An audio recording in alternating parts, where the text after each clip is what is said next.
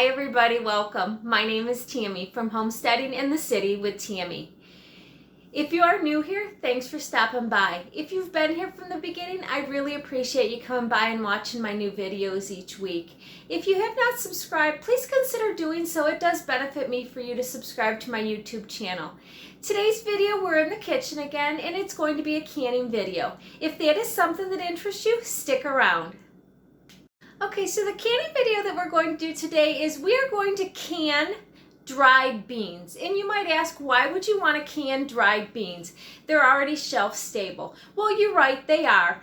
But by canning dried beans, you make them able to be used easier. When you think of using dried beans, you think, well, you got to cook them all day in a soup, or if you're doing baked beans, you got to soak them overnight and cook them. And it's a long process to try to use the dried beans. If you can those beans, you're getting the beans like you do from the store, like you would kidney beans for chili or pinto beans to eat or whatever.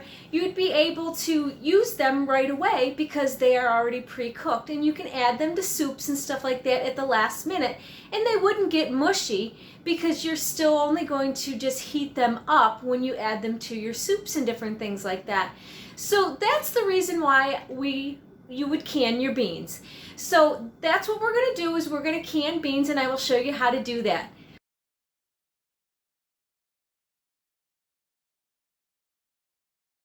So the things you're going to need for today's projects is going to be, you'll need a pressure canner, because in order to can beans you have to do a pressure canner. So I will show you how I set up my pressure canner for canning beans. But the first thing we're going to do is you'll need jars, and of course dried beans, and some apple cider vinegar or lemon juice, either one.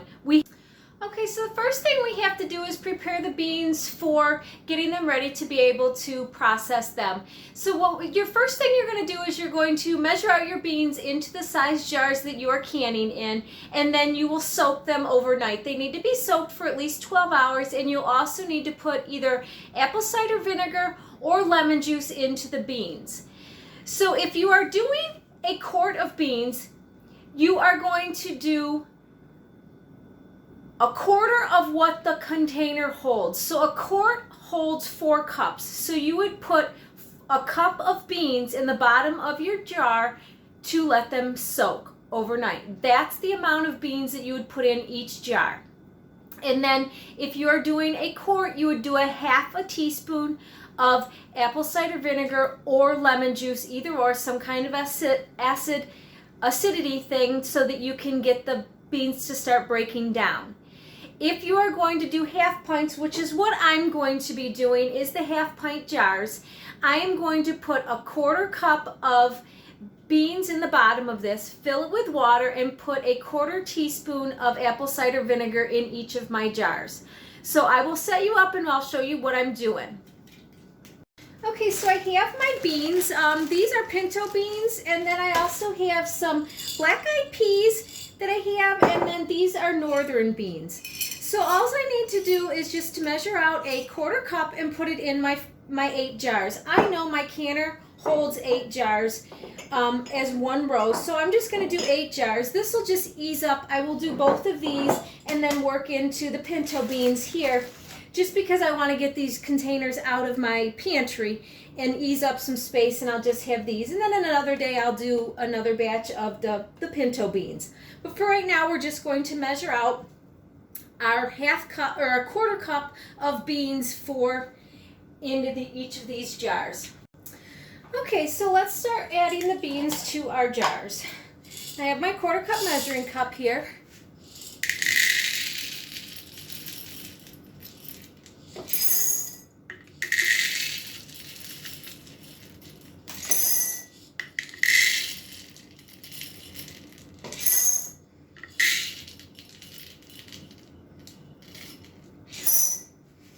Okay, so that's one, and let's get the other one.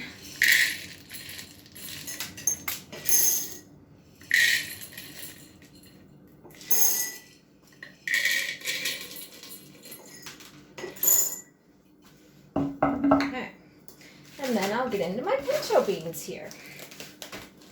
And again, the reason we're doing this is we have to get them to soak so that it'll allow the apple cider vinegar or the lemon juice to break down the skin so that they'll be easier to digest.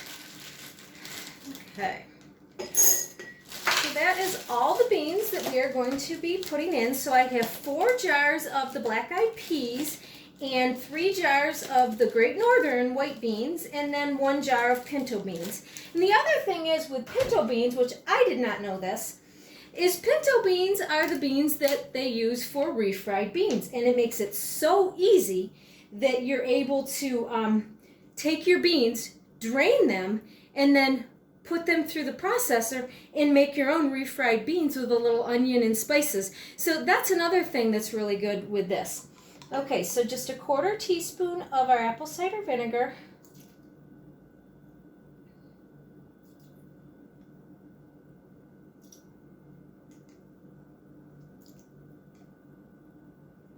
And this just helps break down the beans a little bit so that they will easier for digestion.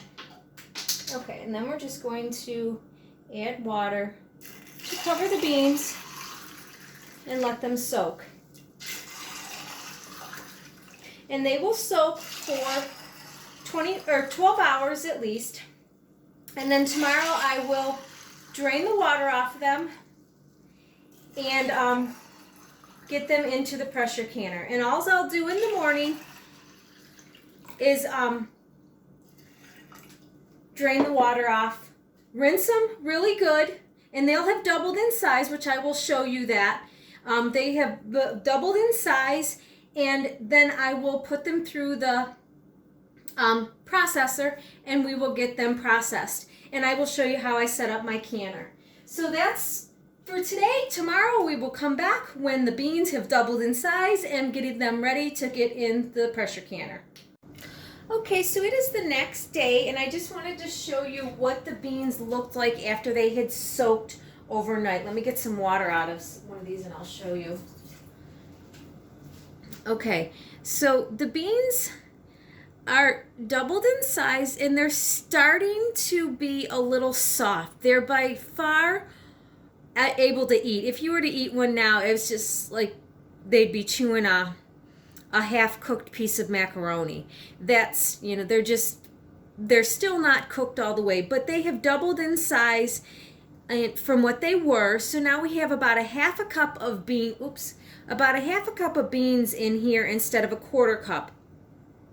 So the first thing I'm going to do is drain off all this water, give it a good rinse, and then fill it up to with 1 inch diameter to the top of the jar with water. And then I will put my seals and rings on these and get them into the pressure canner. But first, before I did that, I wanted to show you how I set up my pressure canner. My pressure canner is a Presto pressure canner, and it has a gauge that goes right in this hole on the top here. So I'm going to put that in, and then I have a weight that I put on here once I get it starting to boil. So let me get my... And it's got a nut, a washer, and then a silicone washer, which that stays at the top, and the other goes underneath. So it goes in the hole like this, and then you put your flat washer on, and then your nut. Let me do this the other way so you guys can see what I'm doing. The flat washer and the nut. Oops.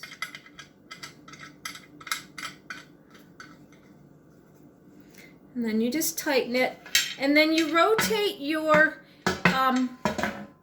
thing around so that it's not in front of here, because the steam over here will cloud your gauge. So you want to have it facing the other way Where's my arrow? Okay, actually, I need it facing this way because my gauge will be over here. I have my arrow for my lock on the side. So I will hook them up, and this is the way I'll be able to see my gauge when when it's on the stove. So that's how you're going to set up your pressure canner so that you can do that. Oh, the other thing, it also tells you in your pressure canner, and that's something that you need to look at the directions of your canner itself to see what it tells you to do. In the bottom of the pressure canner, I have my grates in here. There are lines. What is it? Trying to think. There's marks in the bottom of the canner. Oh, right over here on this side.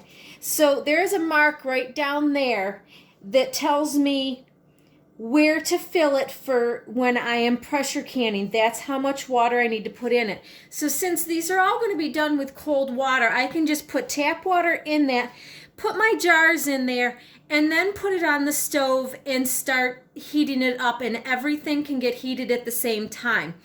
Since I'm doing cold water, if I was to put hot water in my, if all of my fruit and everything that I was putting in, the contents that I was putting in the jars was hot, I needed to have my water hot. You need to put your jars into, if it's hot liquid in the jars, they need to go into hot water so that you don't have a chance of the jars cracking. By doing this, we're putting everything in cold. It's not going to hurt anything. So I'm going to fill this up to the line that it says here for the water, and I'll just stick this on my stove. The other thing in that has a grate that goes in the bottom, which will go in there. I also have, my tall canner, and I'm actually doing double layers of beans. I realized that since I had the big canner out, I might as well just do double. So after I filmed, I actually added 6 more jars to my jars, so that I have 16 jars, or 8 more jars. So I have 16 jars that is going in here to be processed. You need to put a layer between them.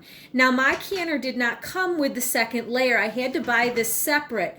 And this is another grate that you put in between your 2 layers of jars. That way your jars don't have a fake seal. If a heavy jar was sitting on top of another jar's lid, it could fake seal it. That way you think they're sealed, but they really aren't, because they already had pressure on them, which kept them from releasing the air that they needed to release in the beginning, and then turning around and sealing when it was time for them to seal. So this allows you to have space between your jars so that the jars below have the chance to let out all the extra air that they have in there, and then when it's time to seal down and seal. So you need to make sure you have one of these when you're double stacking in your pressure canner, or even in your water bath canner. If you were to double stack, you would need to make sure you have something over top between those so that you don't get a fake seal.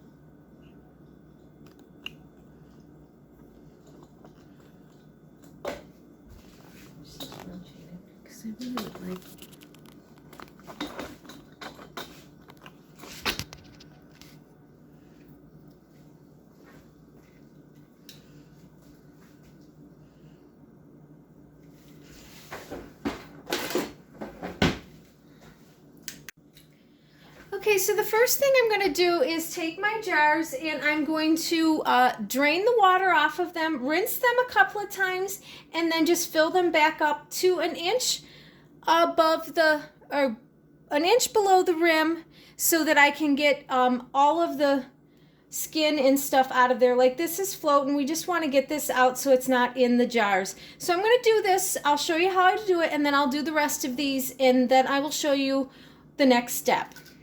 So I just take my colander and rinse, making sure it's cold water, and I just do a couple of rinses with it,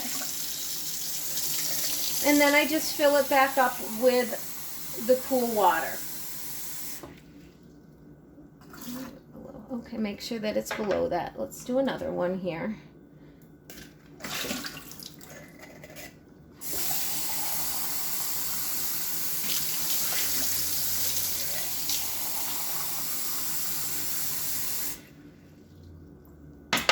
And this little strainer is actually just a sink strainer that I use. It fits really nice over the jars when you want to drain something. You can do it either way, putting it on the jars like this, or you can put it inside and it'll strain things out. It's actually a nice little strainer. They have them in the bath section of like Walmart is where I got this. So they're really actually pretty handy. So I will finish rinsing the rest of these, and then I will show you the next step that I'm going to do. Okay, now that I have them all rinsed, I'm just going to take a paper towel and I'm going to just go over the top of each jar. For one, I'm getting all the excess liquid off, but I'm also making sure that there is no cuts on this jar and no imperfections on the jar, so that I don't have a compromisation of my seal.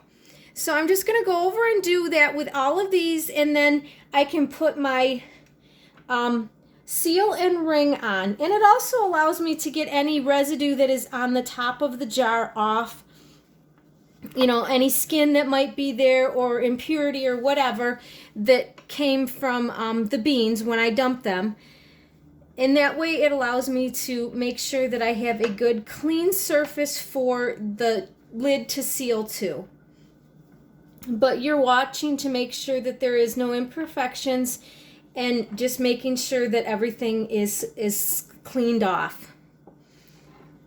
Okay, skin there. Okay, now that you are not having anymore, you don't have to heat these up. You used to have to heat your lids up, your seals up before you put them on. Now you don't have to. You can just put them on, and then you can put your rings on. But always make sure that you only do them finger tight, and that you only have one when you're putting them on. But you just want to make sure that the seals, the rings, when you tighten them, that they're only finger tight. That way they don't tend to blow up in the center and not, they still might seal, but they could be hard to seal. So you're just going to put them on, and that's it. That is it. You don't, oh, can't even see that. Let me do another one. Okay, so you put the ring on, making sure that it's square. Actually, this, if you can see this is bent right here, and it could compromise my thing sealing. So I'm going to actually throw that one away, and I'll get a different one. But you just need to make sure that your seals and rings touch and that they're there. So just finger tight. That's it. As long as I can do a half turn and get it out, that's exactly how tight you want it. It will allow it to still seal. All you're doing is just holding this ring. The ring is just holding this lid down to the jar so that it has some pressure, but not a ton of pressure, so that it will seal. But that's how you do all of your jars. And then making sure that they are all, but you also have to look at your rings to make sure that they do not have any imperfections, like that one that had the bump. If I wouldn't have caught that jar might not have sealed. No, it might have, but I can't guarantee it, and I'm not going to take the chance. I have extra rings downstairs, so I'll just get another ring and make sure that I am giving my jars the most chance to seal. So I will finish putting these into the pressure canner, and then I will show you what we have. Okay, so now that I have 8 in my pressure canner, the next thing I want to do is I want to put that tray in there so that it keeps it up off of the other jars, and that way I can put the other jars around here. But that just keeps them up off of the seal. So because this has got the ribs on the other side, it actually keeps it up off of the seals that are there, so that it allows them to seal properly, and it allows these ones to seal properly. So I'm going to put the other ones in the canner, and then I'll show you what it's like when I turn it on and explain a little bit more. Okay, so now that I have both my layers in the pressure canner, I'm going to turn it on high, and then I'll put my lid on it, and then I will just let it build up pressure. I'm not going to put my weight on until after I see a steady stream of steam coming out the hole, and I'll show you what I'm talking about. Just one moment. So now that I have my lid on, you can see that as I'm standing in front of it, I can see my gauge so that I know when I'm up to my 10 pounds of pressure. And you also need to make sure that you're reading your canning book for the amount of pressure and processing time that you need for your area. Every zone and area is different due to the sea level, so you need to make sure that you know what you're doing for that. When I get pressure in my canner, this little thing here will pop up to hold pressure. Once that pops up, there we go. Once that pops up, I should start having a steady stream of steam come out of this. I want steam to come out of this for almost a minute. Steady, straight steam come right out of this thing with this up. Once that happens, or if this doesn't come up, if there's a good steady stream coming out of here, that's fine, but usually this will pop up also. Once I have my steady stream of steam, then I will put my weight on.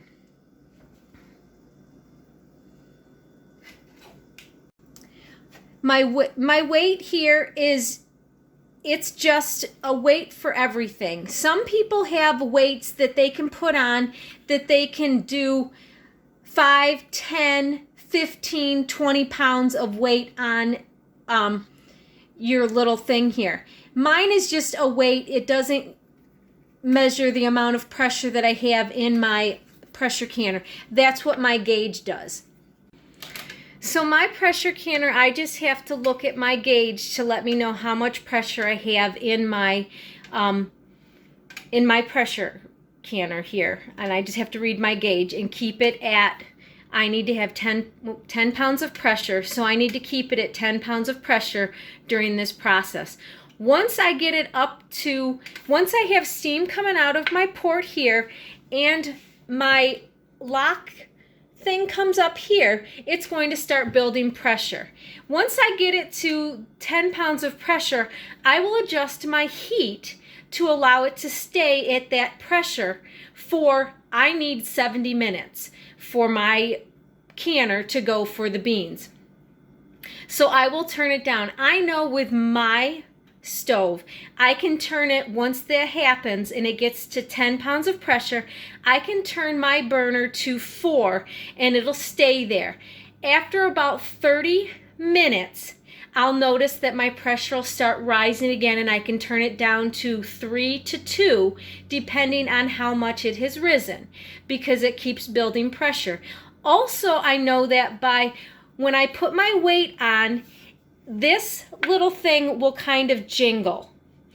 And if it's supposed to jingle a little bit when it holds pressure, and it'll just make a sound every now and then to let you know that it's still keeping its pressure. If it's not making any sound, then you need to make sure that your burner didn't go off. If you're using gas, sometimes the gas might get low enough and that it'll actually shut off if you have your burner too low.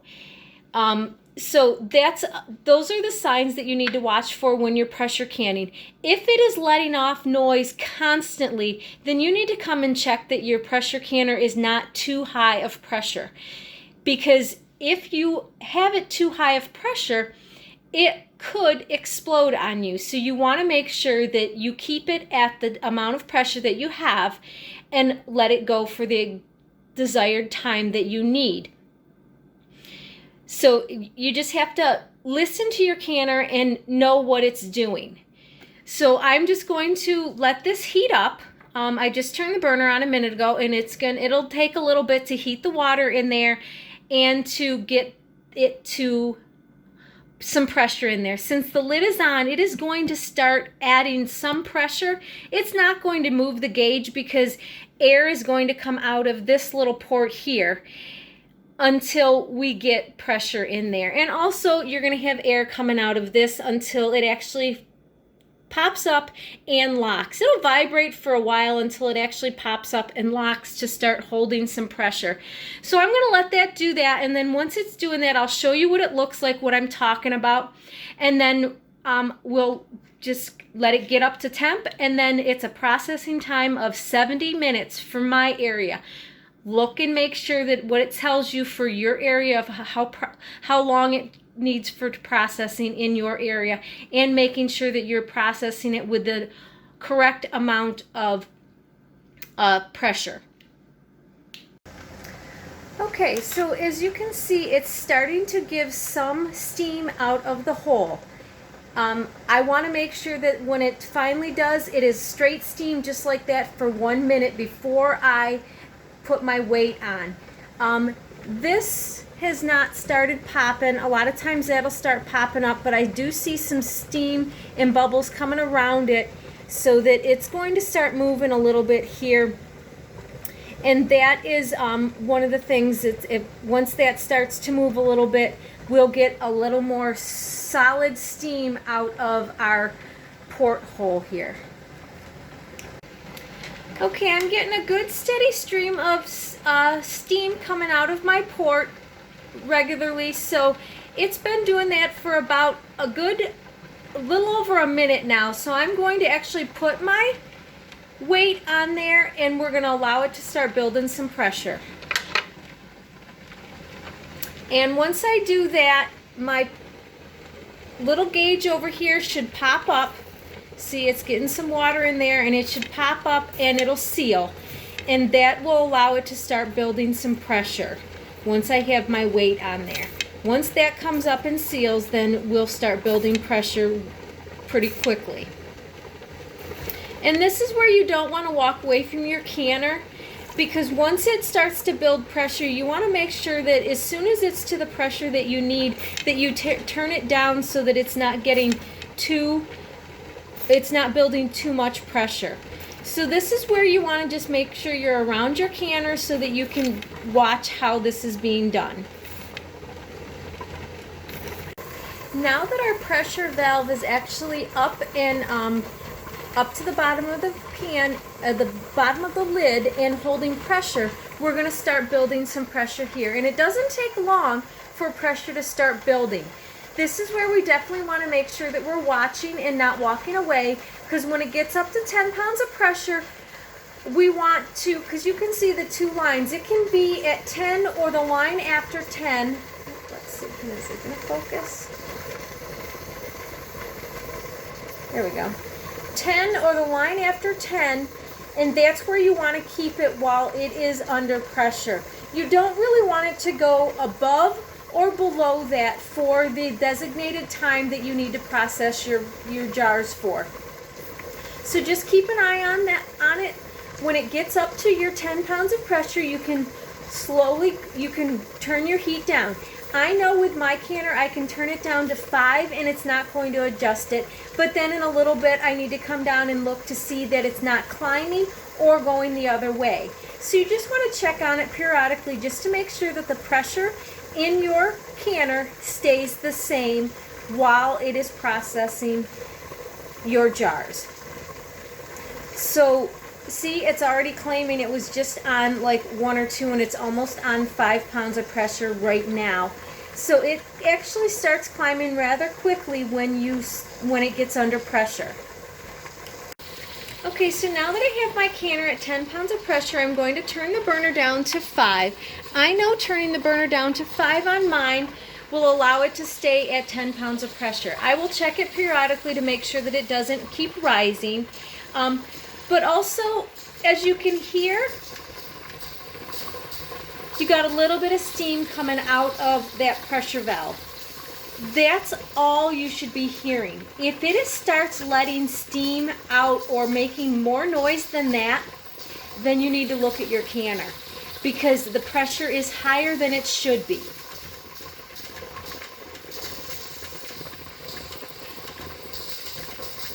So I just wanted you to hear that little bit of pressure that it has, the noise that it's making.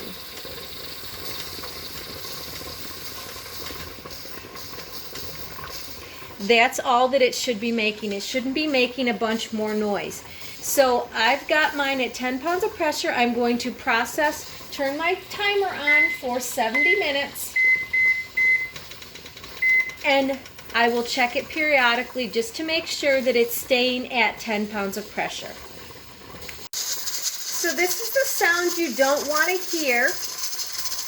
And it rocking because it's at 15 pounds of pressure. So I need to make sure I turn it down even more to get it back to my 10 pounds of pressure. But this is something, it's dancing and it's making noise.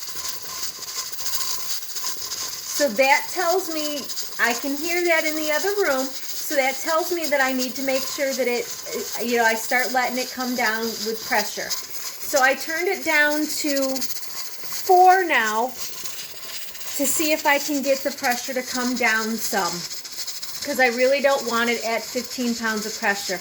I might actually have to turn it down to 3 to get it to go. You can take and release pressure with the valve if you want to, if it doesn't come down. I don't suggest doing that because you can get burned by doing that. So usually you just want to try to keep track of it so that it doesn't get up to 15 pounds of pressure and you can keep it right at 10. Okay, our timer just went off, so now we're just going to turn the heat off and let it sit on the burner until the pressure comes down, our pressure valve releases, then we can gradually take off the weight to allow the rest of the steam to go out. This can take up to 30 minutes by the time it depressurizes and everything goes. A lot of times people just leave it and let it cool completely right in the pressure canner. Once they take everything out, everything will be sealed. So that's probably what I'm going to do. I'm just going to just kind of forget about it. The burner's off. It's just going to relax. And I'll show you what I have when I take them out of the canner. So that's pretty much all for canning the green beans, or not green beans, the dried beans. And you just let them, decompress in the canner so that they can seal. Okay, so now the canner is all down. Oops. It's all down and I'm able to actually take the lid off of it. So I'm going to take the lid off and then I'll remove the jars out.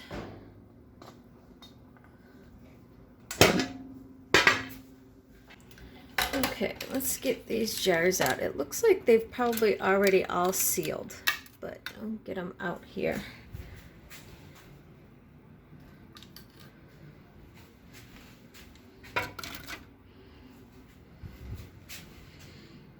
Pretty cool. I mean, they're still warm, but it looks like they've all actually sealed inside here, but we'll see here.